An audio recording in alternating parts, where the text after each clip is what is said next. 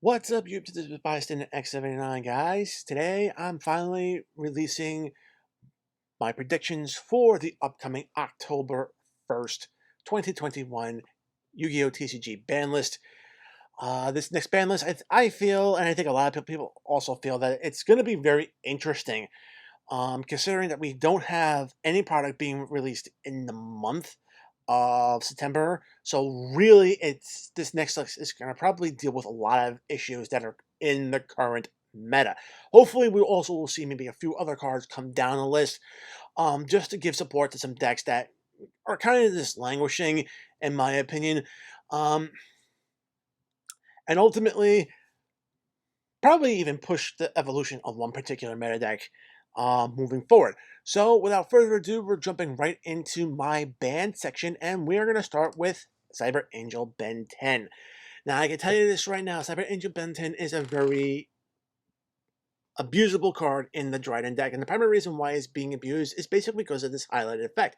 If this card is distributed, you can add one light fairy monster from your deck to your hand, and since it's very easy just to recycle ritual monsters from your graveyard back into your hand utilizing the Dryden cards, yeah, you can continuously tribute this card off and basically keep adding more and more resources into your hand. Now, the reason why you would want to move more and more resources into your hand, especially fairy type resources, is basically because of this guy, Herald of Ultimateness. This is also on my ban list, and in the same situation is basically because as Ben 10, because both of them are not a hard once per turn.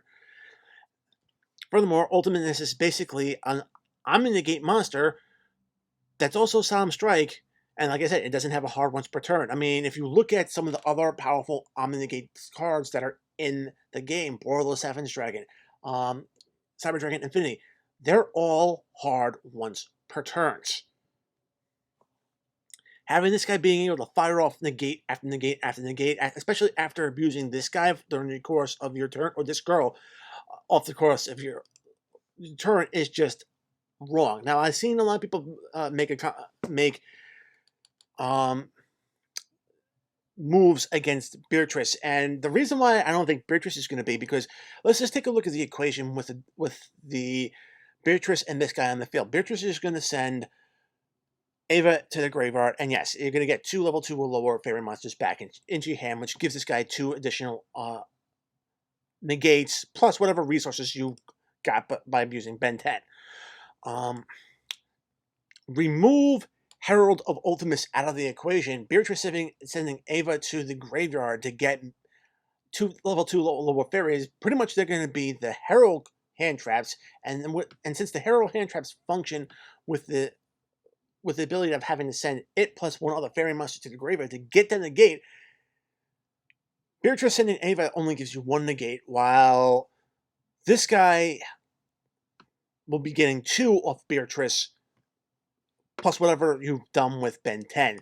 And that's the whole reason why I say we go with the problem card instead of unnecessarily hitting Beatrice and hurting other decks that can utilize her. And I'm not talking about maybe a permanent ban for Ben 10 or Ultimateness. I did make a suggestion in my wishlist video, specifically with Hackerfutbacks, that Konami, all they have to do is temporarily ban these cards, reprint them in the upcoming Maximum Gold Eldorado that's coming out in November, put the hard once per turn on both these cards, and then everything is pretty much fine because now you don't have to worry about the abuse happening. TCG Konami has done that in the past where they have temporarily banned a card, Elemental Lord Grand Soil. They waited until after the set with the other Elemental Lords in it.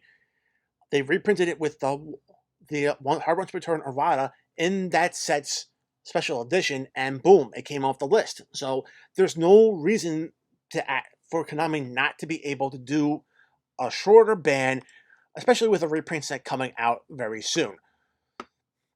That's how I hope Konami is going to approach these 2 cards. Now, I do have one more card on my ban section list, and that's going to be Imperial Order. Imperial Order is just an insanely powerful floodgate. They can just shut down almost half of a deck, because if you look at the way a lot of the decks are being built, they're not really running that much back row unless it's a back row specific deck.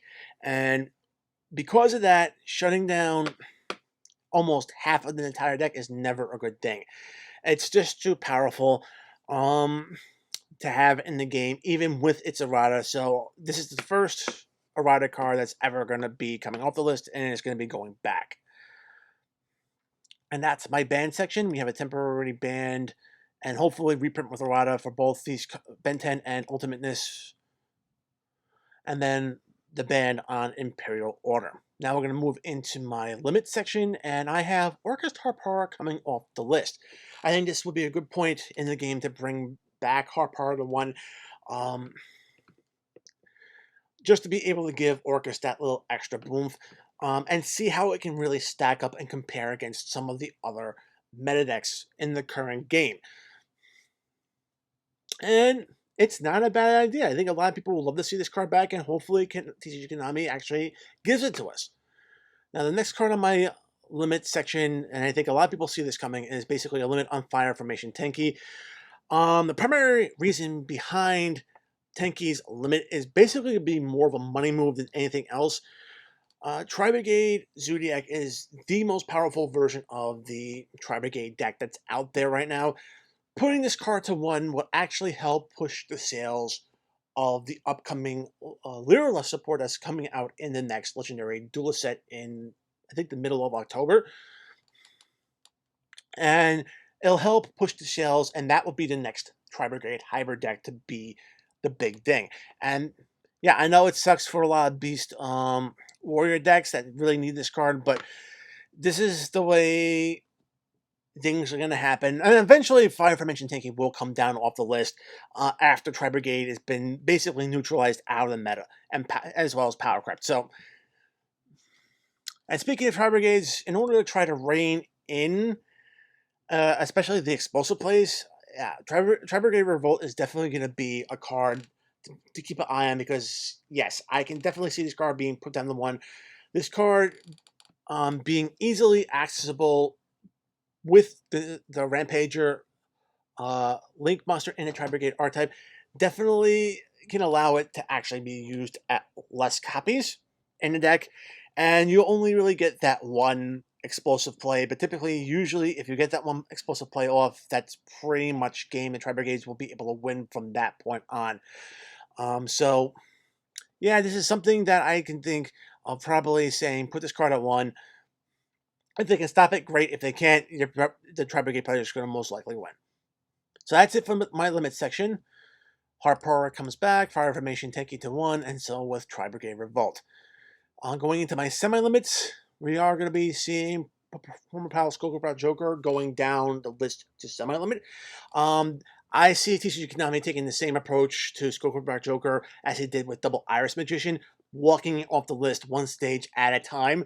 So yes, it came off the limit list, the ban list last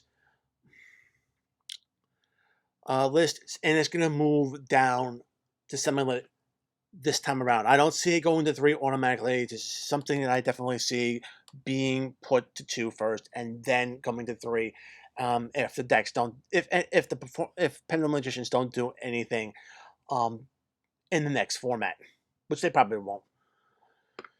Next up, we got Called by the Grave going down by the 2, and personally speaking, I feel that this card needs to be a 2. Yeah, a lot of people do run it on 1 in the decks, and it's a very powerful card, because basically you can actually just target 1 monster in your opponent's graveyard, banish it, and if you do, until the end of the next turn, its effects are negated, as well as the activated effects and effects on the field of monsters with the same original name. So it kind of keeps the whole graveyard-dependent decks fair, as well as deal with hand traps. Now, I've seen arguments for and against. The one that I've seen the most about against is that it helps promote the whole unbreakable board situation. But to be very honest, the primary reason why it helps promote the unbreakable board is not only does it stop you from trying to interfere with your opponent, but it also forces players to run more hand traps. And I just don't think running more hand traps is the right way to actually deal with this card. I think it's more or less running different hand traps. If this card negates an Ash Blossom, that means both players can't use Ash for the next 2 turns. Fine. Well, if that's the case, and I'm running this card, why not just run Droll in place of Ash Blossom? Yes, I know Ash Blossom, this basically stops a lot more things, but usually if a lot of more modern decks can just laugh off a single Ash, especially if you Ash the wrong thing. So using Droll in its place can allow you to use this card and not worry about locking yourself out of being able to stop your opponent. That's my thing. So Droll over Ash. I mean, if you're worried about Veiler, well, you have Infinite Impermanence, which is a trap card that's not even affected by this card. And or if you can use the Gamma package, which basically is summoned to the field and it doesn't even touch the graveyards. Again, dodging Call by the Grave. So it's not the fact that you have to run more hand traps to counteract Call by the Grave. It's just that you have to be smart enough to run different ones. And I think that's the real strength of the situation. And I just feel that it's a much more of a fair card at 2, and it just will help the situation a little bit more. Now, moving up next, we have Salamangreat Circle coming down to 2. Salamangreats really aren't doing anything much in the current meta. I think maybe after the last ban list, they might have had a good showing at one particular event, but since then we really haven't been. The deck hasn't been seeing the numbers. To be very honest, even before Mirage Dalio was banned, most players only ran no more than 2. So keeping Mirage Dalio at 1 isn't a big deal because all you really need is 1. I think Salamangreat Circle is the better card to actually bring down to 2 because, hey, another way to get to Gazelle in that deck isn't the worst idea. And it's, in my opinion, not only can it add additional consistency, but it also add additional protection to your Salamangreat Link monsters. So, yeah, it's just a good card. And it gives the Salamangreat deck consistency, but it probably won't push it over the top and change where it is right now. And that's it for my semi-lits. We have 2 copies of Performer Skullcrabat Joker, 2 copies of Call by the Grave, and 2 copies of Salamangreat Circle. Now I'm going to move on to the unlimits. And I have Dynamite Knight, the True Draco Fighter. To be very honest, I still don't understand the reason why this card's at 1, especially while we have the True Draco Trap and the True King Trap at 3. It's only 6 cards that this guy is able to search, giving us multiple copies of this card, especially since Diagram is limited, isn't the worst thing in the world. I mean, this guy is only going after the Draco and True King continuous traps. It's not like it's placing other floodgates like Summon Limit or the Monarch's Erupt onto the field, which it can't. Just bring this guy off the list and let Draco decks have more bodies for the deck. I mean, the deck can use it, and it's not going to change the position of Dracos in the meta at all.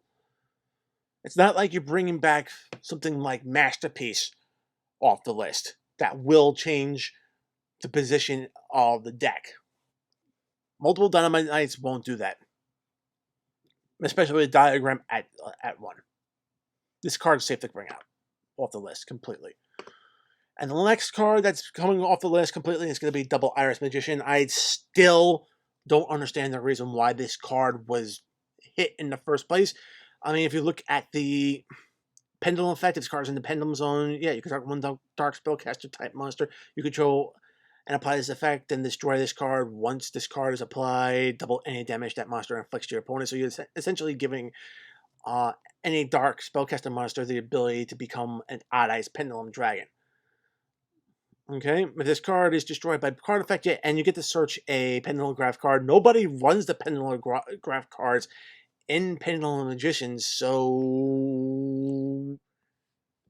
there's really no point of keeping this card on the list or even hitting it in the first place. This was a head scratcher, and if somebody can explain the reason why this card was hit, fine. But right now, I just don't see the reason why it had to be hit. And it should definitely come off the list completely, especially since TCG Konami has been walking it off the list. Alright guys, that is it for my ban list prediction video for the upcoming October 1st, 2021 TCG ban list. Guys, I do hope you enjoyed it. If you did, make sure to give this video a thumbs up.